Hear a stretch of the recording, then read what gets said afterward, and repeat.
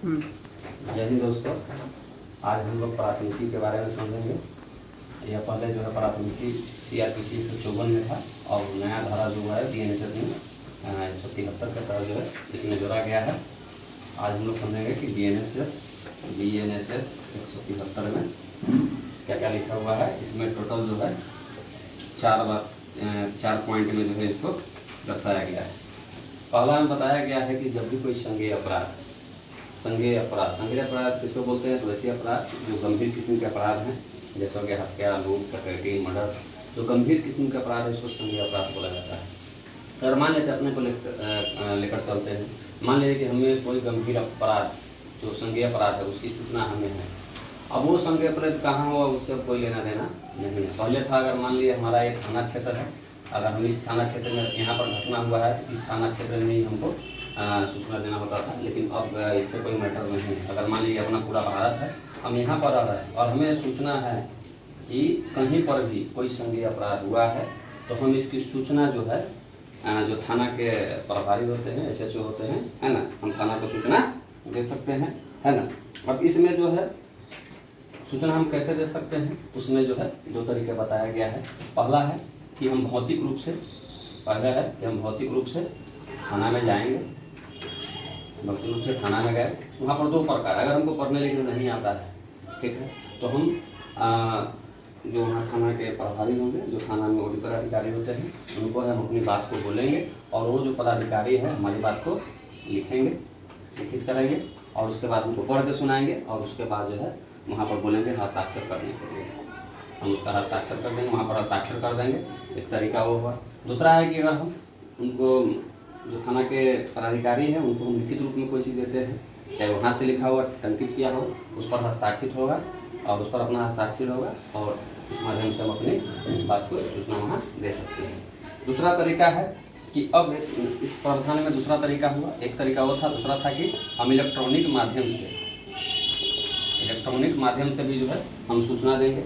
लेकिन इसमें शर्त जोड़ा गया है कि हमको जो है 3 दिन के भीतर जाकर थाना में हमको 3 दिन के भीतर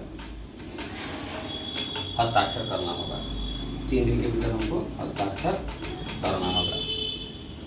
चलिए पहला पॉइंट फिर से ठीक से समझते हैं कि अगर हमारे पास मान लीजिए कोई सूचना है संज्ञेय अपराध का, गंभीर किस्म का अपराध का, चाहे वो कहीं पर हुआ हो, भारत के अंदर कहीं पर हुआ हो, अगर हमें सूचना है तो हम थाना में जो है इस बात को हम दे सकते हैं। 2 तरीक़ा से दे सकते हैं। या तो हम भौतिक रूप से जाएंगे, अगर हमको पढ़ने लिखने नहीं आता है तो हम अपनी बात को बोलेंगे, वहाँ पर जो पदाधिकारी होंगे हमारी बात को लिखेंगे और पढ़ के सुनाएंगे। जब हम उनसे संतुष्ट हो जाएंगे तब वहाँ पर हस्ताक्षर कर देंगे। दूसरा तरीका यह है कि हम अपनी बात को लिखित रूप में या टंकित रूप में लिख के देंगे और उस पर हस्ताक्षर करके देंगे। एक तरीका होता है। दूसरा है कि हम घर से बैठे बैठे ही सूचना दे सकते हैं, बशर्ते इसमें शर्त डाला गया है कि 3 दिन के भीतर हमको थाना में जाना होगा और उसके बाद उस पर हस्ताक्षर करना होगा। इलेक्ट्रॉनिक माध्यम हो गया, जीमेल हो गया, व्हाट्सएप हो गया, इस माध्यम से जो है अपनी बात को नया BNSS में जुड़ा है। पहले ये CRPC 154 में इस बात नया जुड़ा है।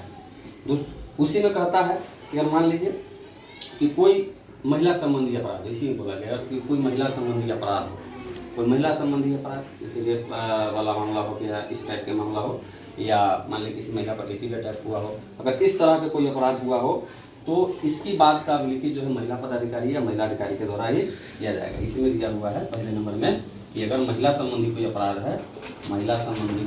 है तो इस बात का जो है, अगर मान लीजिए कोई महिला संबंधी अपराध है तो वहाँ पर जो है महिला अधिकारी के द्वारा ही, महिला पुलिस पदाधिकारी के द्वारा ही इसको डील किया जाएगा, इसको जो है अभिलिखित किया जाएगा। इसमें है, अगर मान लीजिए इसमें भी परंतु देख कर दिया गया है कि मान लीजिए कि जिस महिला के साथ अपराध हुआ है वो महिला अगर मान लेते हैं कि शारीरिक या मानसिक रूप से अस्थायी रूप से दिव्यांग हो, ये महिला जो है अस्थायी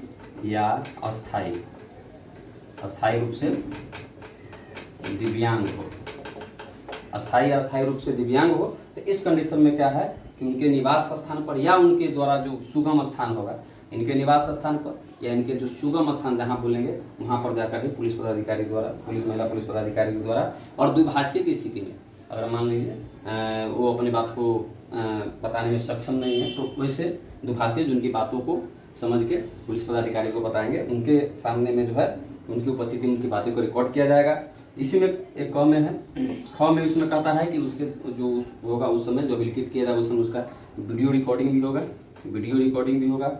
और तीसरा है कि इस तरह के जो पीड़ित हैं इनका जितना जल्दी हो सके उस पुलिस पदाधिकारी का काम होगा कि उसकी बातों को जो है मजिस्ट्रेट के सामने दर्ज कराया जाएगा, मजिस्ट्रेट के समक्ष उनकी बातों को अभिलिखित कराया जाएगा। दूसरा इसमें बोलता है कि जो FIR हो गया हुआ है, और इसमें पुलिस पदाधिकारी क्या करते हैं, FIR के बाद जो सरकार द्वारा 1 नंबर में जो सरकार द्वारा जो बुक है उसमें उस बात को जो है रजिस्टर्ड कर दिया जाता है। जो सरकार द्वारा जो किताब दिए जाते हैं, जो बुक दिए जाते हैं, जो डायरी होता है उसमें उस बात को जो है अभिलिखित किया जाता है। दूसरा में कहता है कि अगर FIR दर्ज हो गया है तो इसमें जो है क्या होगा, निःशुल्क कॉपी जो है जो FIR दर्ज करवाए हैं उनको दिया जाएगा, उनके लिए रुपया पैसा भी मिल जाएगा, पूरा निःशुल्क देने का प्रावधान है। तीसरा है कि वैसे अपराध जिसकी सजा 3 वर्ष सजा या 7 वर्ष से नीचा हो, वैसे अपराध जिसकी सजा 3 वर्ष से उससे ऊपर लेकिन 7 वर्ष से कम हो, वैसे अपराध की अगर सूचना थाना प्रभारी को मिलता है तो DYSP या उनसे ऊपर के जो अधिकारी होते हैं पुलिस पदाधिकारी उनसे उनसे अनुमति लेकर क्या करेंगे, जांच बैठाएंगे, जांच करेंगे। और जांच का समय होगा 14 दिन का। 14 दिन का जो है जांच का समय लेंगे, देखेंगे कि कोई मामला बनता है या नहीं बनता है। अगर कोई मामला बनता होगा तो फिर उसको जो है FIR दर्ज करके जो है आगे की जो अन्वेषण है वो करेंगे। और चौथा जो इसमें है सबसे अंत में है कि अगर मान लीजिए कोई थाने में गया है और थाना प्रभारी महोदय उनका FIR नहीं लेते हैं तो इस कंडीशन में वो आदमी क्या करेंगे, अपना एक लिखित और हस्ताक्षरित डाक द्वारा क्या करेंगे,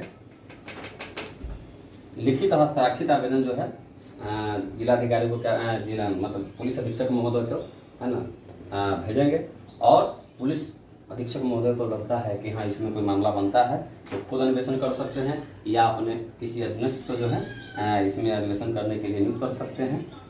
और इसके बाद भी अगर किसी व्यक्ति को लगता है कि मेरा FIR नहीं हो रहा है तब वो जो है मजिस्ट्रेट के सामने जाकर अपनी FIR करा सकते हैं।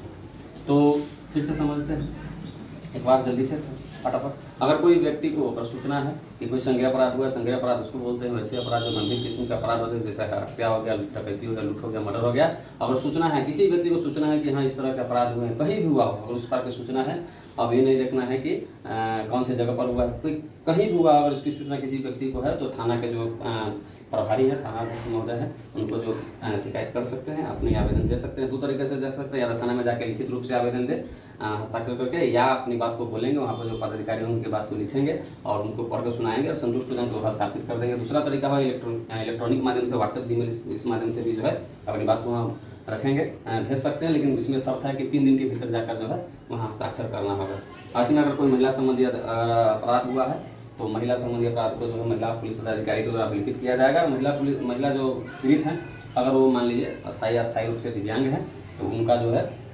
दुर्भाग्य की स्थिति में उनके निवास स्थान या उनके सुगम स्थान पर जो है उनका बात अभिलिखित किया जाएगा, उनके वीडियो रिकॉर्डिंग बनाया जाएगा। और अगला है कि जो दूसरा में है कि जो FIR हुआ है, जो FIR कराए हैं उनको जो है निःशुल्क पर्ची दिया जाएगा। तीसरा है कि अगर कोई अपराधी नया DNSS में जुड़ा है कि 3 से 7 वर्ष के ऐसे अपराध जो 3 वर्ष से या उससे ऊपर या 7 वर्ष से कम हो, अगर इस तरह का कोई अपराध है तो उसको जो है DYSP या ऊपर से जो पदाधिकारी है उनको उनसे अनुमति लेकर जो है 14 दिन के भीतर जो है थाना प्रभारी उनकी जांच पड़ताल करवाएंगे। अगर लगेगा कि नहीं मामला बन रहा है तो उनको जो है रिकॉर्ड कर फिर उनका जो है अनुसंधान करवाएंगे।